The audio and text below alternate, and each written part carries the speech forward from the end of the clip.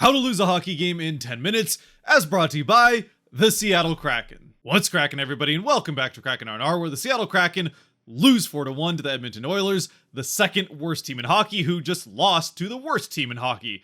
And yet, here we are. Oh, and by the way, R&R standing for Kraken Recap and Reaction, but in this particular case, this is one of those games where the other type of R&R might be more what Kraken fans need. Now, for any longtime viewers of the channel, or heck, anyone that was here a week ago to watch the R&R from when the Kraken lost to the Flames, you might notice that, yes, I am still wearing the jersey, so this one wasn't quite to that same level of me just being too embarrassed to wear the jersey and having to really rip into the team. Something that I've only ever done for 4 of these so far, having done one after every Kraken game that they've played. As for why this one isn't to that level, after all, the Kraken, for the second time now in a week, on a Saturday night, coming off of a big win, hosting a terrible team from Alberta, and actually I think in both cases the 31st ranked team in the NHL, once again lay a complete egg and lose by 3 goals. But this time, for whatever reason, it just didn't feel quite as bad. And while I could have very well gone full rant mode for the second time in a week, or I guess the second Saturday in a row, Saturdays against Alberta teams at home really not feeling like the Kraken strength at this point, I try to at least keep that to when I'm genuinely feeling that angry and like I really just have to go in on it. And I just don't quite have that same feeling after this game. And maybe part of it is that the Kraken have never really played that well against the Oilers. Sure, they have wins here and there, but this has always been a team that seems to have the Kraken number. Or maybe it's that while the Oilers still are a terrible team, you don't have 2 wins in your first 12 games, or even 3 wins now in your first 13 without having some serious flaws as a team. They still do have 2 of the 5 best players in the league, including the best player, and even if he's not 100% healthy, the vast majority of the time he's on the ice, he's gonna be the best player out there. So you knew that at some point this was bound to happen. Unfortunately, it had to, of course, happen against the Kraken. Of course, with that being said, the 2 guys that I just mentioned in McDavid and Draisaitl didn't even get on the score sheet between the 2 of them in this game, so there still are some things to be frustrated about. I guess on the other hand, that's actually a good thing for the Kraken, considering Draisaitl and McDavid are 1 and 2 when it comes to scoring points against the Kraken in the team's history. Unfortunately, the guy that is now 3rd is also on the Oilers, and he's the one that victimized the Kraken tonight. Even still, though, and probably especially because of those first 2 things that I just mentioned, there was a part of me coming into this game, and not an insignificant part, that saw this type of outcome as a real possibility, even with the terrible start the Oilers had gotten off to, and even coming off of that loss to the Sharks, and almost maybe especially because of that, considering if there was a loss bad enough for that Oilers team that was going to get them going and really light a fire under them, it would probably be losing to that Sharks team. Either way, even if I still was expecting the Kraken to win this game, I was at least in some way braced for this type of terribly disappointing outcome, and it still is that. It's still horrendously disappointing the way the Kraken lost to the second worst team in the NHL, but again, it's not quite to that same level of anger that I felt after the loss to the Flames. And who knows, maybe the anger that I felt in that loss to the Flames and the recency of it also helped brace me for the potential of a repeat here a week later against the Oilers. Now, don't get me wrong, there still are things to be angry at this Kraken team for in this loss to the Oilers, like, for example, 10 of the worst consecutive minutes that they've ever played as a team. It might actually be the worst 10 minutes in a row that they've ever played as a team, and that includes everything that happened in that inaugural season. But even outside of that, probably the thing that I'm most upset about in this game is the fact that against an Oilers team that might be the worst team defensively in the NHL to this point this season, or I guess maybe second worst team defensively in the NHL. The Sharks are still the worst, but at least they're trying to be that bad. But the Kraken, again, still a nightmare of a team defensively, even if they're not the absolute worst, only managed to get 18 shots off on goal. 18 shots against a goaltender who, by the way, is one of the worst goaltenders in the NHL to this point this season. And look, I know Skinner was fantastic last year. He was one of the 2 runners-up to Beniers for the Calder, but he has been horrendous to start this season with an .850, I think it was 4 save percentage coming into this game, and the Kraken only got 18 shots against him. And look, I don't care how bad he's been, he's not going to give up 4 or even 5 goals in 18 shots. And all of this starts in a first period for the Kraken that, although I've been praising this team for being fantastic in the first period for the vast majority of this season so far, Well, I guess they actually started off well. They really dominated the Oilers for the first 10 minutes of this game. An Oilers team that, for that first 10 minutes, looked every bit of a 2-win team through 12 games of their season. Sloppy through the neutral zone, constantly turning over the puck, allowing the Kraken to get good chances, one of which I don't know how Gore didn't score on, but it somehow stays out.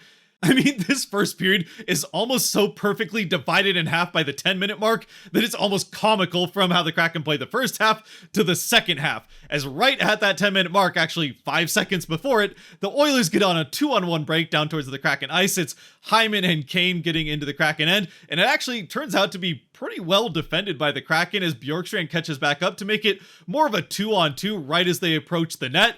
Still, right as they get up net front, Hyman takes one last desperate whack with a shovel of the puck backhand towards the net, and it pops right over Grubauer's shoulder and into the back of the net to give the Oilers that 1-0 lead, pretty much exactly at the 10-minute mark. And look, if you're the Kraken at this point, giving up the first goal of the game certainly isn't ideal, but the Oilers have been a horrible mess of a team so far to this point, especially in the neutral zone and transition, and really haven't generated much other than this chance. Meanwhile, you've really, had to almost get unlucky to not score on a couple of occasions.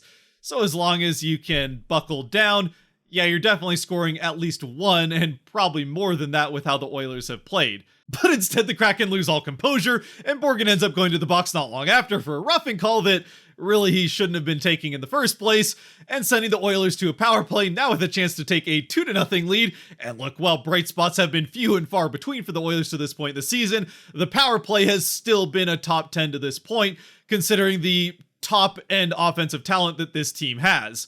So tempting them with a power play is probably not the best move.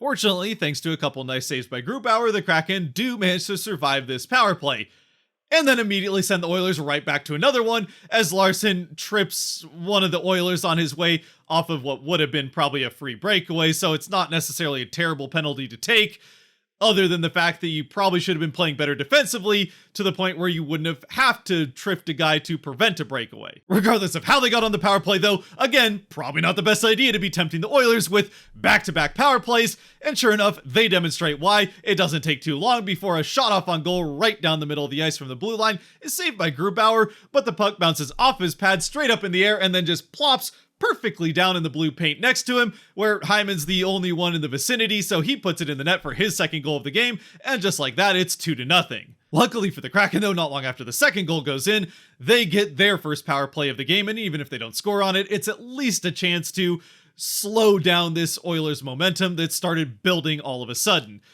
And they are able to do that. It was also desperately needed because they hadn't gotten a shot on goal for a while, and they do end up getting their fourth and fifth shots on goal of the period in this power play, and getting down to a point where there's just under 2 minutes left. So the power play doesn't end up working, but at least you can get to this intermission down 2. And again, the Oilers at 5-on-5 have been a hot mess, so you like your chances at coming back with the second and third periods. Or I guess you could just decide to play pinball with the puck in front of your own net for the next minute and a half, and that's the route the Kraken decide to go. As with almost exactly a minute and a half left in the period and the Kraken still down just 2, the Oilers get down into the offensive end, get a shot off on goal. Grubauer makes the save, but the rebound comes out to the slot where it turns into hack and whack time, as the Kraken did actually have decent net front presence this time in front of their net, unlike with the first 2 goals. However, the puck still finds a way with all the chaos to bounce straight to Hyman at the top of all of it. He gets a clean shot off it, goes past the, at this point, completely prone Grubauer, who had gotten pushed into his own net. There's no challenge for goaltender interference, and with it not being that called on the ice, it probably wouldn't have been if they had challenged. Either way, the puck is in the back of the net. Hyman finishes his natural hat trick here in the first period, and just the last 10 minutes of the first period for that matter, and the Kraken are down 3-0. So obviously, now at this point, down 3-0, you're leaving a lot to be desired out of the Kraken over these last few minutes, but it's still just a 3-goal deficit to a team that's been struggling defensively, and you have 40 minutes left of hockey to play to get back in this game, so it's certainly not out of the question, even if it is a big hole to dig out of. What you absolutely can't do is allow another mistake to end up in your net and go down 4-0. But sure enough, you guessed it, 30 seconds left in the first period, the Oilers back into the Kraken end, fire up a puck on the net. I think it ends up getting tipped out in front. Either way, it goes wide of the net on one side, bouncing off the end boards out to the other side, away from where Grubauer was leaning, for the shot that was coming towards the net. Still, the puck bounces off the end boards, takes a couple more weird bounces to plop itself right in front of Holloway and a half-empty net. He puts it into that without any trouble, and it's 4-0. So now at this point, I mean, sure, you can probably point out, and I would say rightfully so, that the Oilers have gotten pretty lucky with a couple of the bounces they've gotten on these last 2 goals, and I would say even a fairly fortunate bounce off of a rebound to get that goal on the power play for their second one. At some point, though, even if the other team is getting lucky, if they're getting that lucky that frequently, it's probably because you're doing something terribly defensively to allow them to be getting that lucky, or at least allow them to capitalize on those fortunate bounces. And for the Kraken, that would be the net front presence here in this first period. Now, sure, I said they were doing a decent job of it when it came to the third goal, and it just happened to be, an unfortunate couple of bounces with 6 or 7 sticks all whacking at the puck in front of the net, and the goaltender Grubauer desperately trying to dive and get to it with his own stick.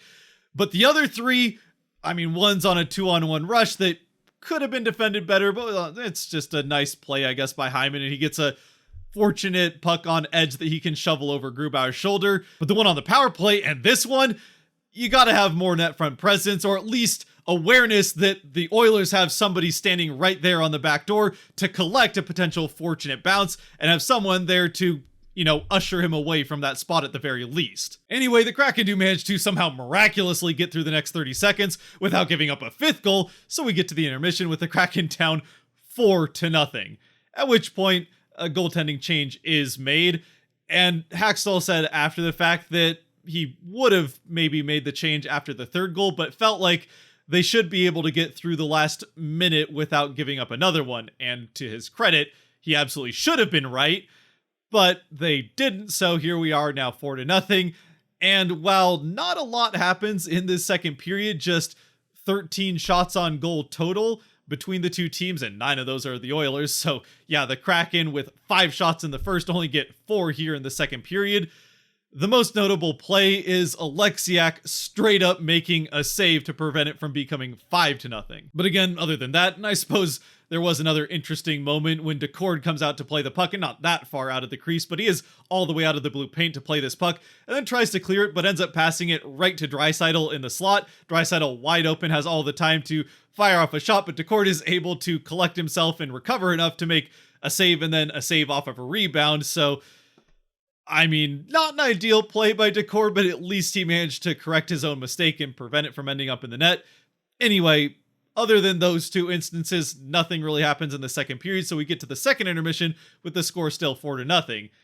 And I guess on the one hand, the Kraken are able to lock things down defensively, but they also only got 4 shots on goal the other way, and that's how many goals they needed. So yeah, it really now makes it pretty hard to come back from a 4-0 deficit in just 1 period. Now, I suppose with that having been said, if there is a team in the NHL other than the Sharks that could give up a 4-0 lead in just the 3rd period, it would be this Oilers team. And to be honest, it seemed like they were trying to early on in this 3rd period. As not even 2 minutes into the period, Holloway boards Dumoulin in front of the Oilers bench. Dumoulin stayed down for quite a while and was dripping blood on his way off the ice a little while later and goes down the tunnel. He does end up returning, so at least he would be fine.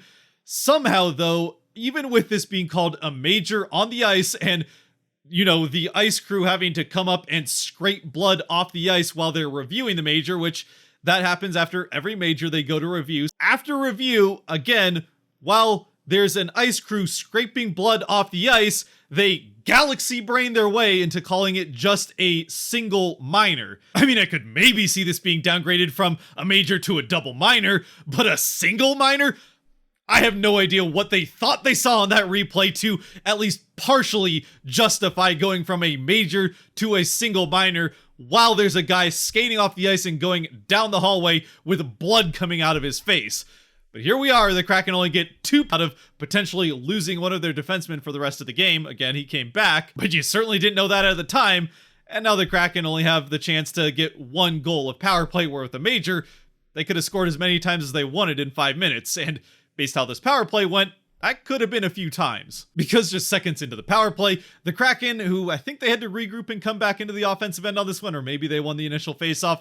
Either way, it doesn't take long into this power play for them to get set up in the offensive end, cycle the puck once. Tolvanen fires a shot towards the net. He's not looking at the net though. He's looking at, and it's hard to tell from the screenshot, but somewhere there in the chaos on the back door is once again Jaden Schwartz getting the puck to go off of, I think, his stick. Either way, some part of Schwartz has the puck go off of him and into the net to give the Kraken the power play goal. Schwartz, his still now team leading 8th of the season, increasing his now career-long point streak to 9 games, and at least getting the Kraken within a chance, still with the vast majority of this third period remaining. Now, unfortunately, they're not still on the power play as they should be, with a chance to get at least one more goal with a double minor, but they do maintain the pressure in that offensive end at 5-on-5 and very nearly score on 2 more occasions. In fact, Skinner came up with, based on his numbers, what has to be his save of the year